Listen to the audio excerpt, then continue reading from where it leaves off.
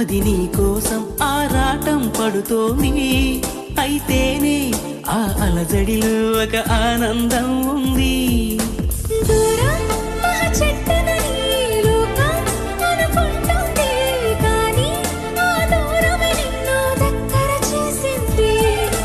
నీలో నా ప్రాణం ఉందని ఇప్పుడేగా తెలిసింది.